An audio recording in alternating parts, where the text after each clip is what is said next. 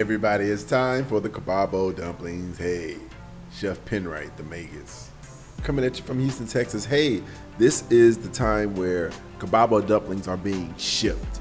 For those who follow the content, a couple of years ago, right around the time of COVID, I created the Kababo dumpling. Everything got shut down. I was the chef for the soccer team, Houston Dynamo. Everything was canceled, everything was stopped, and I was like, what is Chef Penwright and Company going to do? Went back in my chambers, came up with the Kababo dumpling. So it's a spiced ghee cream cheese roasted chicken filling. I know it's a mouthfeel. It's a fusion of Asian and Indian. So it has a lot of Indian spices, like a core Kababo flavor. Like how some people talk about it tastes like Taco Bell. Well, Taco Bell has many things, but it still tastes like Taco Bell, or it tastes like Chipotle. Well, the Kababo taste has a taste as well. And it's roasted fennel seed, roasted cumin, roasted coriander are like the anchors of this flavor note. Has a lot of other things, Indian spices. So time out. If you dig Indian food, Indian spices are like a myriad of spices, 12, 20 different spices and something. Different things like that. It gives you a really pronounced flavor note and is very vibrant in flavor. That's what these dumplings are. It's very vibrant in flavor. You're not going to eat these dumplings and be like, oh my gosh, this is just a bland dumpling.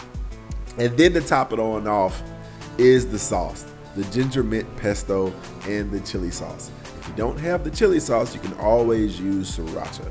I found the sriracha is a bomb substitute. However, I do prefer the chili sauce, as the original recipe does suggest in the cookbook novel, Executive Dishwasher 360 Degrees, which is where this entire recipe is published at, which is the best way to learn how to do these. So if you don't want to order these from me to you, because we making these, we freezing them, dry packing them, shipping them straight to you with like these freezer gel packs and different things like that. So to make sure that they stay cold, make sure that they're ready for you when they get to your home, so you can fry them or you can steam them.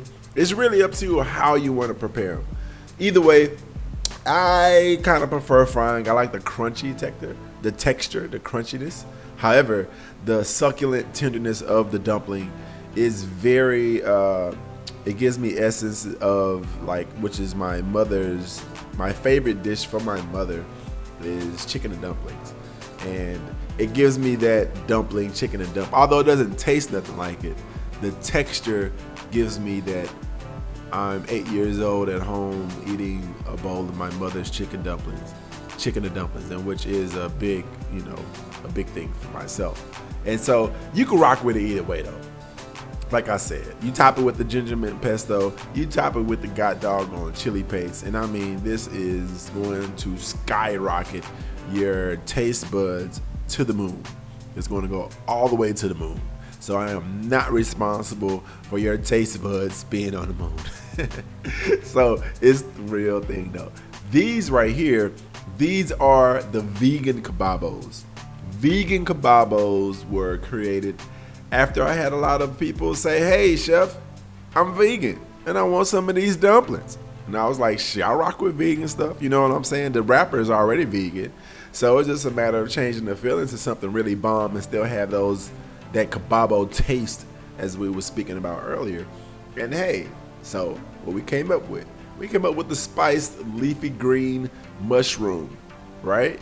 And so it's going to have fresh ginger and fresh garlic. That's also a thing that's really a part of the Kababo taste, is that fresh ginger for sure. Fresh garlic, it's kind of goes in everything, to be honest with you, from my perspective as a chef. Onions, garlic, bell peppers, that's pretty much goes in all of my food. So yeah, the ginger is like an extra step up, along with the roasted fennel seed, the roasted cumin, the roasted coriander, and a few other spices. You got to check out the book, Executive Dishwasher, 360 Degrees of Culinary, to get the entire recipe so you can cook it yourself.